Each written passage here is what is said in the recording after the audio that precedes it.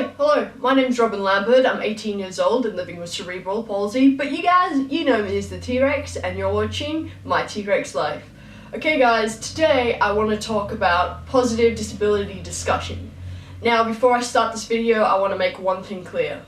When I talk about positive disability discussion, I am not talking about you guys going, "Oh my god Robin, you're so inspirational," or "Oh my god Robin, you're so brave. If I was you, I don't know what I'd do." Or, "Oh my god Robin, you're like so strong. I just don't know how you deal." Because, first up, as an object, I'm not inspirational. Just because I'm disabled doesn't mean I should be seen as inspirational. Just because I get out of bed in the morning with a disability does not make me inspirational. And you and able-bodied people calling me inspirational so offhandedly actually will devalue anything that I do in the future that might actually be inspirational. If you find something that I've done inspirational because, you know, I've achieved something or I've helped others, that's fine. But just because I'm living my life doesn't make me inspirational. I'm sorry. And secondly, I'm not really brave because I didn't choose the circumstances that I was born with. And you know, even the situations where you might consider bravery as being needed, like having surgery or something, I didn't really have much choice in having those. When a doctor says, "Hey, this might help you out," you kind of just go, "Yeah, okay." And trust me, I don't like getting cut open or having surgery. Sorry. And thirdly, I'm not that strong. Although I got pretty big biceps, I've still got a long way to go. So Robin, if all of those things aren't positive disability discussion, then what is? When I talk about positive disability discussion, I'm talking about discussion that actually helps the disabled community progress within society. I'm talking about discussions that are going to help shift the perception in society that people with disabilities are some kind of freaky alien other that need to be fixed to fit in, to actually having discussions about how society can be more accessible for everyone, including people with disabilities. Because the number one disabling factor in my life is not my dodgy old little damaged brain, it's actually a society that doesn't cater for my somewhat unique needs. And I'm talking about discussions that are going to help us beat the statistics that are stacked against us. Did you know that 1 in 5 people has a disability? And there are over 1 billion people worldwide with some form of disability. That's the equivalent of the entire population of China. So no big deal, right? We are the biggest minority in the world, and it's kind of time that we have these discussions. Now I understand why people revert to the semi-meaningless conversation I highlighted in the beginning of this video. It's because political correctness has got people so worried about offending someone that they won't actually ask the questions and they won't actually feel comfortable partaking in this kind of discussion. And I can tell you now, I don't buy it, and I'd be more than happy to answer anyone's questions as long as they're polite and respectful.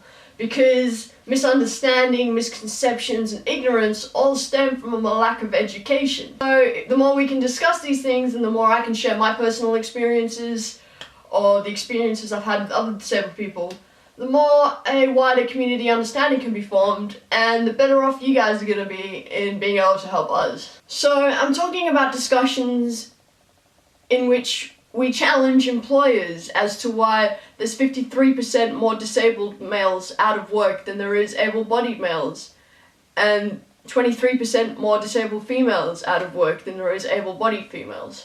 I'm talking about discussions with innovators and creators on how they can help create a product in which helps women apply makeup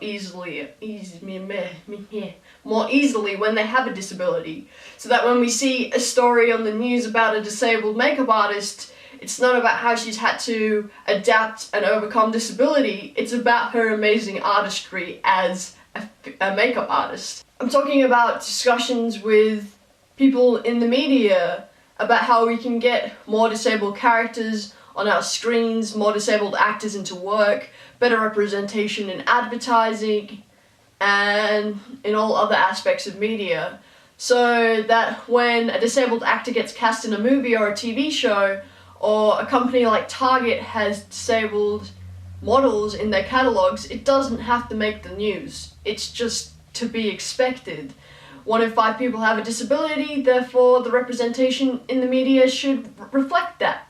And I'm also talking about representation in which a character's whole personality or storyline is not wrapped up in their disability. Because guess what? The entire narrative of my life is not all wrapped up in the fact that I have a disability. Of course, it's something that I'm passionate about and it's an important part of who I am.